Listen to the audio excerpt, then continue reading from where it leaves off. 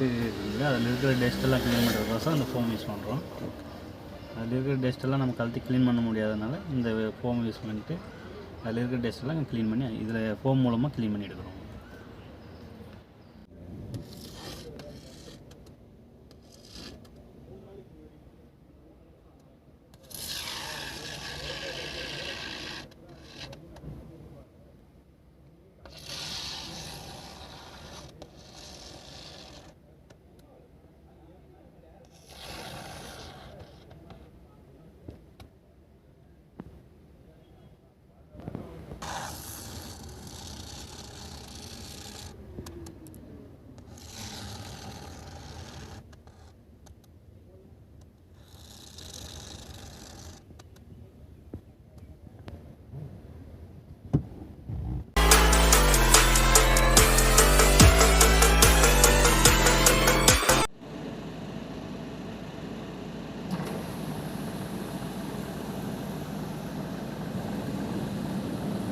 Hello sir, எப்படி இருக்கீங்க? இப்போ நம்ம வண்டிக்கு என்ன பண்ண போகிறோன்னா ஃபோம் க்ளீனிங். அதாவது ஏசி 4 வெண்ட் இருக்குது, 4 வெண்ட்டுக்குமே வந்து நம்ம ஃபோம் க்ளீனிங் பண்ணோங்கன்னா அதோடைய வந்து பர்ஃபெக்டான பர்ஃபார்மன்ஸ் வந்து ஃபீல் பண்ணலாம்.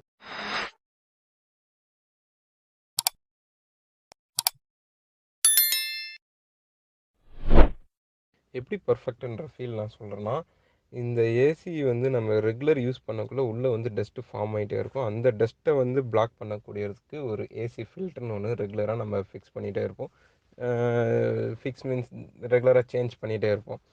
ஆனால் இது என்ன தான் நம்ம ரெகுலராக சேஞ்ச் பண்ணாலும் அந்த ஃபில்டரை தாண்டி ஒரு சில டஸ்ட்டு வந்து உள்ளே போய் டம்ப் ஆகிட்டே இருக்கும். அந்த டஸ்ட்டை வந்து நம்ம க்ளீன் பண்ணக்கூடியதுன்றது வந்து ஒரு சிலருக்கு அது வந்து க்ளீன் பண்ண முடியுமா அப்படின்றதே ஒரு சில டவுட் இருக்கும். ஏன்னா அதை பற்றி தெரியாது பெருசாக.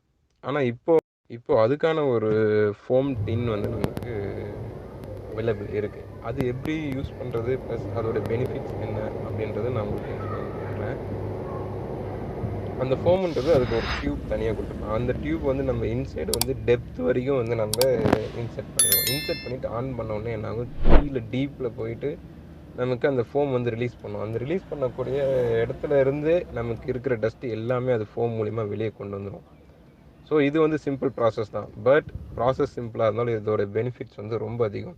இப்போ நம்ம வந்து லாங் ட்ராவல் அப்படின்னு நம்ம போயிட்டுருக்கோம். அப்போ போயிட்டுருக்குள்ள ஒரு சிலர் என்ன பண்ணுவாங்க, சார் எனக்கு ஒரு மாதிரி வாமிட்டிங் வர மாதிரி இருக்குது, தலை சுற்றுது, தலைவலி வருது அப்படின்றலாம் ஒரு சில சிம்டம்ஸ் சொல்லுவாங்க. ஒரு சிலருக்கு ஏசியை வந்து ரொம்ப அன்கம்ஃபர்டபுளாக ஃபீல் பண்ணுவாங்க. எனக்கு ஜன்னல் இறக்கி விட்ருங்க, எனக்கு வந்து வெளியே இருக்கிற காற்று தான் ஃப்ரீயாக இருக்குது அப்படின்ற மாதிரி சொல்லுவாங்க. ஆக்சுவலாக அதுக்கு எல்லாமே ரீசன் என்னன்னு பார்த்தீங்கன்னா, உள்ளே இருக்கிற டஸ்ட்டை வந்து நம்ம சைக்கிளிங் மாதிரி ரெகுலராக அதவே வந்து நம்ம சுவாசிச்சுட்ருக்கோம்.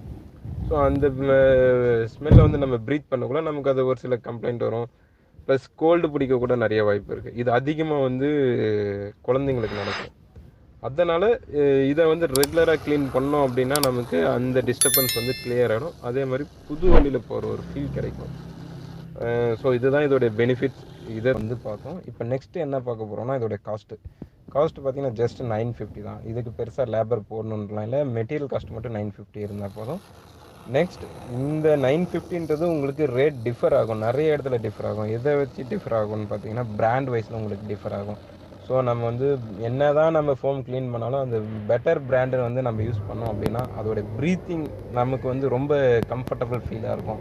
ஸோ அதில் இருக்கிற ஃப்ளேவரும் வந்து ரொம்ப மைல்டாக இருக்கும். ஒரு சிலர் என்ன பண்ணுவாங்க, பிராண்ட் வைஸ் பார்த்திங்கன்னா கம்மி பண்ணிவிட்டு காஸ்ட்டும் கம்மி பண்ணிடுவாங்க, பட் ஃப்ளேவர் வந்து ரொம்ப ஸ்ட்ராங்காக கொடுத்துருவாங்க.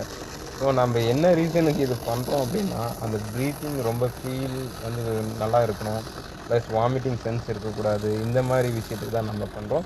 அதே ஃப்ளேவர் கொஞ்சம் ஸ்ட்ராங் ஆனாலுமே நமக்கு சேம் ப்ராப்ளம் வரும். அதாவது அந்த தலை சுற்றுறது, கொஞ்சம் ப்ரீத்திங் கெப்பாசிட்டி வந்து ரொம்ப கம்மி ஆகிறது. ஸோ இந்த மாதிரி ப்ராப்ளத்தை அவாய்ட் பண்ணுறதுக்கு நல்ல பிராண்டை செலக்ட் பண்ணணும்.